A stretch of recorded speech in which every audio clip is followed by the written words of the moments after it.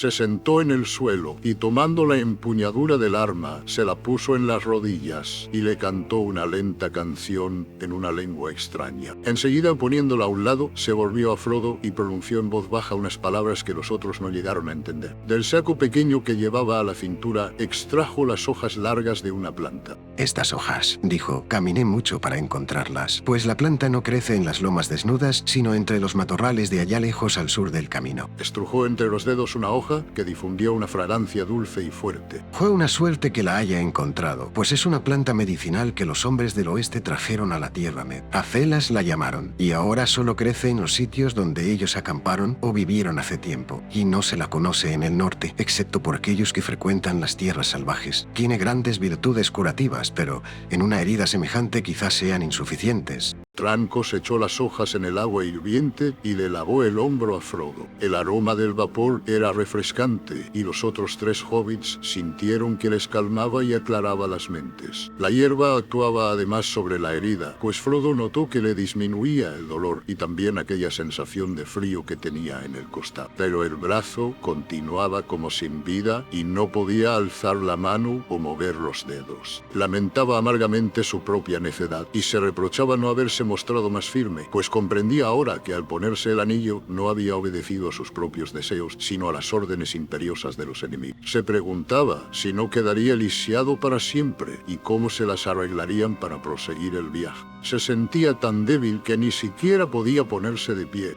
Los otros discutían este mismo problema. Decidieron rápidamente dejar la cima de los vientos tan pronto como fuera posible. Pienso ahora que el enemigo ha estado vigilando este sitio desde hace varios días. Si Gandalf vino por aquí, tiene que haberse visto obligado a escapar y no volverá. De todos modos, y luego del ataque de anoche, correrías grave peligro aquí si nos quedamos después que oscurezca, y la situación no podría ser peor para nosotros en cualquier otro sitio. Tan pronto como se hizo de día, se prepararon una comida frugal y empacaron. Como Frodo no podía caminar, dividieron la mayor parte del equipaje entre los 4 y montaron a Frodo en el pony. En los últimos pocos días, la pobre bestia había mejorado de modo notable. Ya parecía más gorda y fuerte y había comenzado a mostrar afecto a sus nuevos dueños, sobre todo a Sam. El tratamiento que había recibido de Virgil Echal tenía que haber sido muy duro para que un viaje por tierras salvajes le pareciera mucho mejor que la vida anterior. Partieron en dirección sur. Esto significaba cruzar el camino, pero era el modo más rápido de llegar a regiones arboladas. Y necesitaban combustible, pues Trancos decía que Frodo tenía que estar abrigado, especialmente de noche, y además el fuego serviría para protegerlos a todos. Planeaban también abreviar el trayecto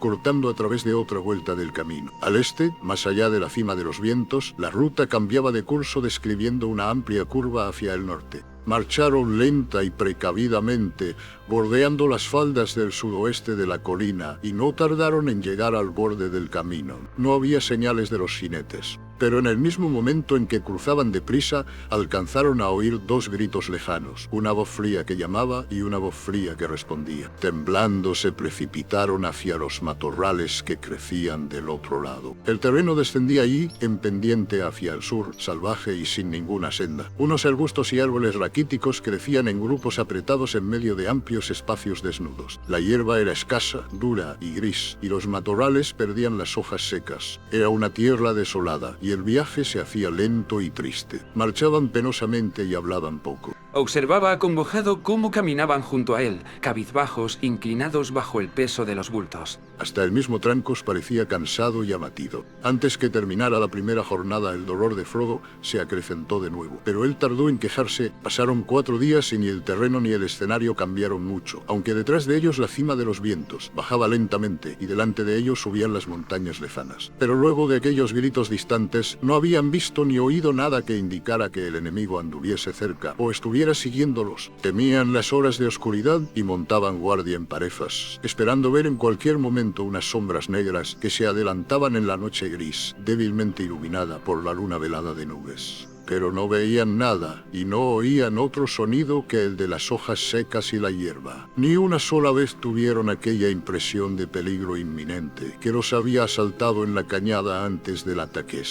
No se atrevían a suponer que los jinetes les hubiesen perdido de nuevo el rastro. ¿Esperarían quizá tenderles una emboscada en algún sitio estrecho? Al fin del quinto día, el terreno comenzó una vez más a elevarse lentamente, saliendo del valle bajo y amplio al que habían descendido. Trancos los guió de nuevo hacia el nordeste, y en el sexto día llegaron a lo alto de una loma larga y vieron a la distancia un grupo de colinas boscosas. Allá abajo, el camino bordeaba el pie de las colinas y a la derecha un río gris brillaba pálidamente a la débil luz del sol. A lo lejos corría otro río por un valle pedregoso cubierto de jirones de bruma. Temo que ahora tengamos que volver un rato al camino. Hemos llegado al río Fontegris, que los elfos llaman Miteith. Desciende de las landas de Eten, los páramos de los Trolls al norte de Rivendell, y en el sur, allá lejos, se une al Sonorona. De ahí en adelante, algunos lo llaman Aguala Gris. Es una gran extensión de agua antes de llegar al mar. No hay otro modo de cruzarlo desde que nacen las landas de Eten que el puente último sobre el camino. ¿Cuál es aquel otro río allá a lo lejos? En Sonorona, el Bruinen de Rivendell. El camino lo bordea durante varias leguas, hasta el vado. Aún no he pensado cómo lo cruzaremos. Un río por vez. Tendremos bastante suerte en verdad si no encontramos algún obstáculo en el puente último. Al otro día, temprano de mañana, descendieron de nuevo al camino. Sam y Trancos fueron adelante, pero no encontraron señales de viajeros o jinetes. Aquí, a la sombra de las colinas, había llovido bastante. Trancos opinó que el agua había caído 2 días atrás, borrando todas las huellas. Desde entonces no había pasado ningún jinete, o así parecía al menos. Avanzaron rápidamente y luego de 1 milla o 2 vieron ante ellos el puente último al pie de una cuesta empinada y breve. Bajaron temiendo que unas sombras negras los esperasen allí, pero no vieron nada. Trancos hizo que se ocultaran detrás de unos matorrales a la vera del camino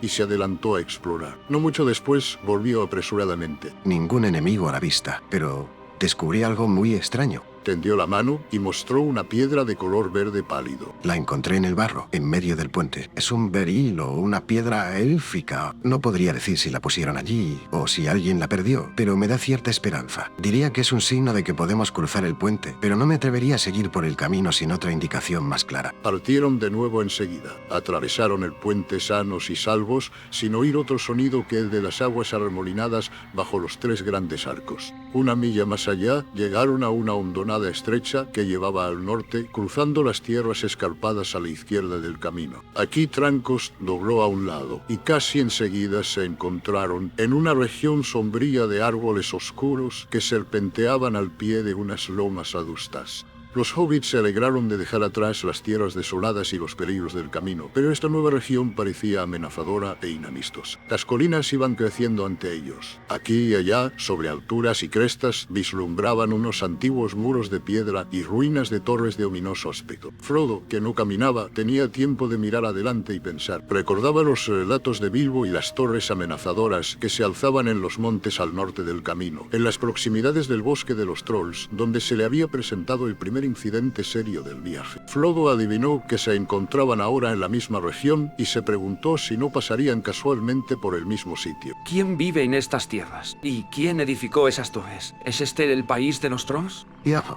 Los Trolls no construyen, nadie vive aquí. En otro tiempo moraron hombres, pero hoy no queda ninguno. Fueron gente mala, así dice la leyenda, pues cayeron bajo la sombra del mar, pero todos murieron en la guerra que acabó con el Reino del Norte. Hace ya tanto tiempo que las colinas han olvidado, aunque una sombra se extiende aún sobre el país. ¿Dónde aprendiste esas historias si toda la región está desierta y olvidada? Los pájaros y las bestias no cuentan historias de esa especie. Los herederos de Elendil no olvidaron el pasado, y sé de otros muchos asuntos que aún se recuerdan en Rivendell. ¿Has estado a menudo en Rivendell? Sí. Respondió Trancos. Viví allí un tiempo y vuelvo siempre que puedo. Mi corazón está allí, pero mi destino no es vivir en paz, ni siquiera en la hermosa casa de Elrond. Las colinas comenzaron a cercarlos. El camino retrocedía de nuevo hacia el río, pero ahora ya no lo veían. Al fin entraron en un valle largo, estrecho, profundo, sombrío y silencioso. Unos árboles de viejas y retorcidas raíces colgaban de los riscos y se amontonaban detrás en laderas de pinos. Los hobbits estaban muy cansados y avanzaban lentamente, abriéndose paso entre rocas y árboles caídos. Trataban de evitar todo lo posible los terrenos escarpados, en beneficio de Frodo, y era en verdad difícil encontrar un camino que los ayudara a escalar las paredes de los valles. Llevaban 2 días caminando por esta región cuando empezó a llover. El viento sopló del oeste, vertiendo el agua de los mares lejanos sobre las cabezas oscuras de las lomas en una penetrante llovizna. Cuando llegó la noche estaban calados hasta los huesos, y no les sirvió de mucho acampar, pues no pudieron encender ningún fuego. Al día siguiente, los montes se hicieron todavía más altos y escarpados, obligándolos a desviarse de la ruta y doblar hacia el norte. Trancos parecía cada vez más inquieto. Habían pasado 10 días desde que dejaran atrás la cima de los vientos, y las provisiones comenzaban a escasear. La lluvia no amainaba.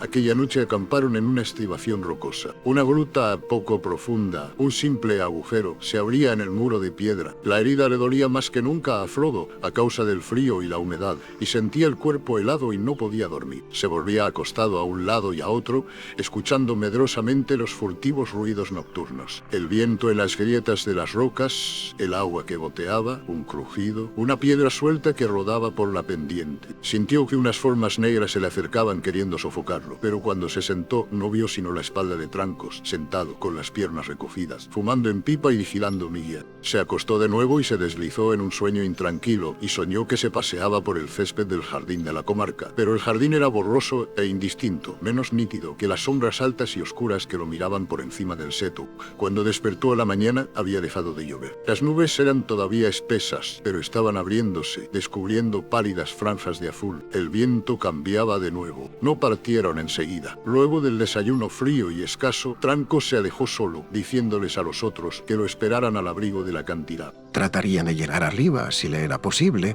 para observar la configuración del territorio. Regresó bastante desanimado. Nos hemos alejado demasiado hacia el norte y tenemos que encontrar un modo de volver al sur. Si seguimos en esta dirección, llegaremos a los valles de Eten, muy al norte de Rivendell. Esta es una región de trolls que conozco poco. Quizás encontráramos un modo de atravesarla y alcanzar Rivendell desde el norte. Nos llevaría demasiado tiempo, pues no conozco el país y se nos acabarían las provisiones. De un modo o de otro, tenemos que encontrar el vado del Bruinen. Pasaron el resto del día arrastrándose sobre pies y manos por un terreno rocoso. Al fin, luego de cruzar un pasaje estrecho entre dos lomas, encontraron un valle que corría hacia el sudeste, la dirección que deseaban tomar. Pero cuando el día ya terminaba, vieron que una cadena de tierras altas les cerraba de nuevo el paso. El borde oscuro se recortaba contra el cielo como los dientes mellados de una sierra. Tenían que elegir entre volverse o escalar la cadena de lomas. Decidieron intentar la ascensión, lo que fue demasiado difícil. Frodo no tardó en tener que desmontar y seguir a pie. Aún así, pensaron a menudo que no conseguirían que el pony subiera, o que ellos mismos encontraran algo parecido a un sendero, cargados como estaban. Casi no había luz y se sentían agotados cuando al fin llegaron arriba. Estaban ahora en un paso estrecho entre dos elevaciones, y poco más allá el terreno descendía de nuevo abruptamente. Frodo se arrojó al suelo y allí se quedó temblando de pies a cabeza. No podía mover el brazo izquierdo y tenía la impresión de que unas garras de hielo le apretaban el costado y el hombro. Los árboles y rocas de alrededor parecían sombríos e indistintos. No podemos seguir así, le dijo Merry a Trancos. Temo que el esfuerzo haya sido excesivo para Frodo. Me inquieta de veras. ¿Qué vamos a hacer? ¿Piensas que podrían curarlo en Rivendell si es que llegamos allí? Quizá, respondió Trancos. No hay nada más que yo pueda hacer en el desierto, y es esa herida precisamente lo que me impulsa a que forcemos la marcha. Pero reconozco que esta noche no podemos ir más lejos. ¿Qué le ocurre a mi amo?, preguntó Sam en voz baja, mirando a Trancos con aire suplicante. La herida es pequeña y está casi cerrada. No se le ve más que una cicatriz blanca y fría en el hombro. Frodo ha sido alcanzado por las armas del enemigo, dijo Trancos, y hay algún veneno o mal que está actuando en él y que mi arte no alcanza a eliminar. Pero no pierdas las esperanzas, Sam. La noche era fría en lo alto de la loma. Encendieron un fuego pequeño bajo las raíces nudosas de un viejo pino que pendía sobre una cavidad poco profunda. Parecía como si en un tiempo hubiera habido allí una cantera de piedra. Se sentaron apretándose unos contra otros. El viento helado soplaba en el paso y se oían los gemidos y suspiros de los árboles de la pendiente. Frodo dormitaba acostado, imaginando que unas interminables alas negras barrían el aire sobre él y que en esas alas cabalgaban unos perseguidores que lo buscaban en todos los huecos de las colinas. La mañana se levantó brillante y hermosa. El aire era puro y la luz pálida y limpia en un cielo lavado por la lluvia. Se sentían más animados ahora, pero esperaron con impaciencia a que el sol viniera a calentarles los miembros fríos y agarrotados. Tan pronto como hubo luz, Tranco se llevó a Merry consigo y fueron a examinar la región desde la altura que dominaba el este del paso. El sol estaba alto y brillaba cuando volvieron con mejores noticias. Iban ya casi en la dirección adecuada. Si descendían ahora por la otra pendiente, tendrían las montañas a la izquierda. A alguna distancia, allá adelante, Trancos había divisado de nuevo el Sonorona y sabía que, aunque no se le veía desde allí, el camino del vado no estaba lejos del río y corría de este lado del lago. Tendremos que retomar el camino. No podemos esperar que haya algún sendero entre estas colinas, cualquiera que sea el peligro que nos aceche. El camino es nuestra única vía para llegar al vado. Comieron y partieron enseguida otra vez. Bajaron lentamente por el lado sur de la estribación, pero el camino les pareció mucho más fácil, pues la ladera caía menos a pique de este lado, y al cabo de un momento Frodo pudo montar de nuevo el pony. El pobre y viejo animal de Bir Helechal estaba desarrollando un talento inesperado para elegir el camino y evitar a su jinete todas las sacudidas posibles. El grupo recobró el ánimo y aún Frodo se sintió mejor a la luz de la mañana, aunque de cuando en cuando una niebla parecía oscurecerle la vista y se pasaba las manos por los ojos.